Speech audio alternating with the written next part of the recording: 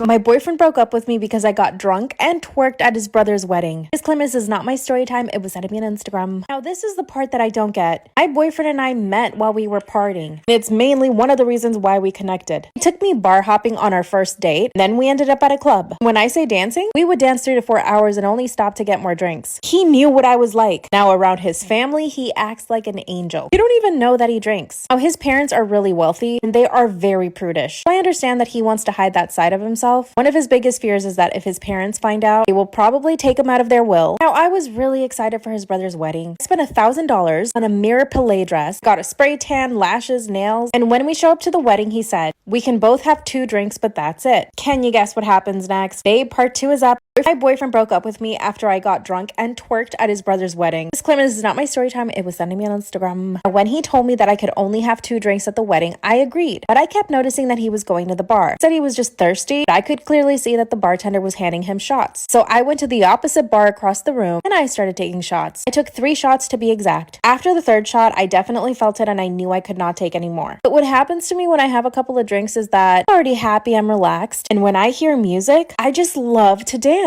The DJ puts on some Osuna, if you know, you know, and I just couldn't help myself. Grabbed my boyfriend, we went to the dance floor, and I just started twerking. Trust me, it was very tame for what I usually do on the dance floor. Let's say I usually twerk at a 10. This was like level 3. That's when he grabbed my arm really hard, twisted me around, and told me that I needed to go to the bathroom. Once we were alone, he grabbed my face really hard, he smelt my breath, and told me to leave. He straight up kicked me out of the wedding. And it gets worse.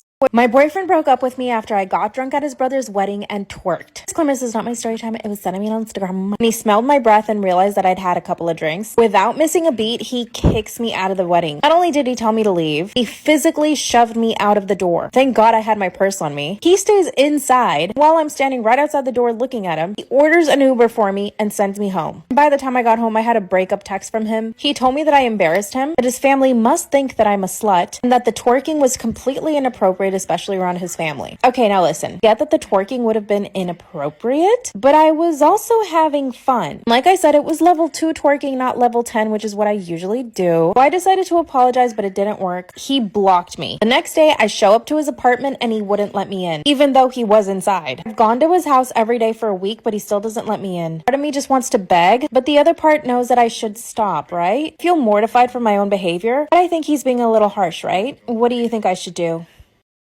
So I went on my first date of 2025 a couple days ago, and it did not go well. I met this guy on Hinge, and we were supposed to go to the mall and shop at 1. I showed up at 12:50, and I had a text from him saying that he had gone to the bank and did some other stuff, and so he's not going to be there until 1:30. A couple minutes later, I get a text from him that says, "Actually, I just left my house." Well, he lived an hour and 10 minutes away.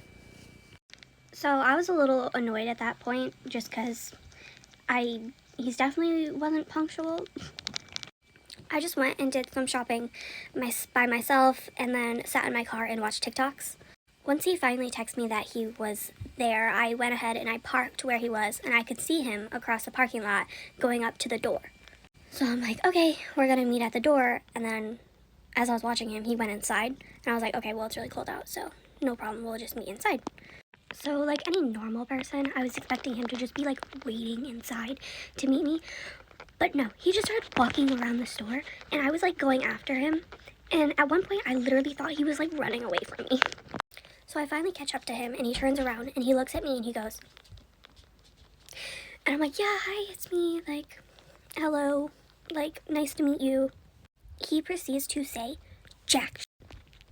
I'm like, oh wow, he's like not interested in me, which is perfectly fine. Like, that's fine. Because usually when you're on a date and you meet someone, you're like, oh, you look really good. He said nothing. Literally nothing. And then he starts taking off around the store again, and I'm like trying to keep up with him because he's over a foot taller than me. So we're like racing around the store. So finally he decides like whatever he's looking for is like whatever, and we're gonna leave that store. And I told him like, hey, I'll try to like focus on stores that have both like men and women stuff, so you're not like super bored. This whole time I'm like trying to make conversation, like, oh, do you like clothes shopping? Do you like this? Do you like that? And he's just giving me like one word answers. So I'm kind of like, you know what, whatever, I'm just gonna shop for myself at this point. So I went into Francesca's and I'm looking around and I see this sweater and I'm like, oh, this is so cute. So I'm like holding it up and like showing him. He's not even looking. At this point I'm like, you know what, you're like really quiet. And he goes, yeah, I like to stick to myself. You're on a date? What do you mean? Long story short, he like could not keep conversation. We were in a sports store for like 30 minutes and he's like, oh, you probably aren't enjoying this. I'm like, really? So finally we leave and we go outside and he walks me to my car and he's like surveying my car. He's like walking around circles and he goes, oh, this is a 2023. And I'm like, yeah. And he's like, what's the interior look like? And I'm just like, you can look through the window. You're not opening my car, but he's like, oh, it's nice. And so he comes around the car to my side and I'm standing like opening the door and he goes, that's it? Like, what do you mean that's it? That's it? Yes, that's it. What am I gonna do? I'm gonna go out to lunch with you so you can like sit and stare at me eat and not talk to me? Like, yeah, that's it. So later I get a text from him that says something along the lines of like, oh, I know you didn't have a good time. And I'm like, no, I didn't necessarily have a good time, but you know, it's okay. Like, first time meeting people, sometimes awkward, whatever. And then he says, are you gonna stop talking to me? At this point, I'm just trying to let him down easy because I wasn't really attracted to him anyway. So I was just like, oh, we can still talk. I just don't want to really pursue anything more than friends, and I don't really think the attraction was there.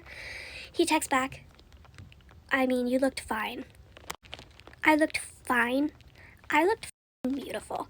Like, I had curled my hair, I did my makeup, I had a brand new outfit on. I was getting stopped left and right from women in the mall being like, oh my gosh, I love your outfit, you look so gorgeous. Like, I feel like those women could tell I was on a really shitty date.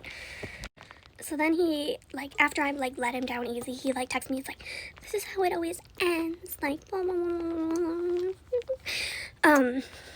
And I just like, I'm like, I don't want to be made to feel bad about it, okay? So yeah, that was how the first date of 2025 went, and I'm really wishing that the next one, or the next few after that, don't go like that. One time, one of my students changed all the grades in my grade book. I had left my laptop logged in, and I was in the library, and I stepped away for like just a minute, probably to help another student or something, and not as soon as I got back, but like much later, like the next day, I realized that all of the grades in that one class period had been changed to a 100%. And I went item by item through the grade book, and every single student in that class had a 100%. I had some things handwritten and everything, but at that moment I realized it was the perfect crime, because a sloppy person would have just changed their grade to a 100%. But this student changed every grade in the class to a 100%. And now I work a corporate job, and I think about this all the time, especially when I just want to stand up really quick and go to the bathroom, get water, whatever, and not log all the way out of my computer. I think to myself about that one time in 2018 when a student changed every grade to a 100 because I left my computer unattended for 2 minutes. If you were one of my students in 2018 and you would at this point like to rat who did that, my DMs are open.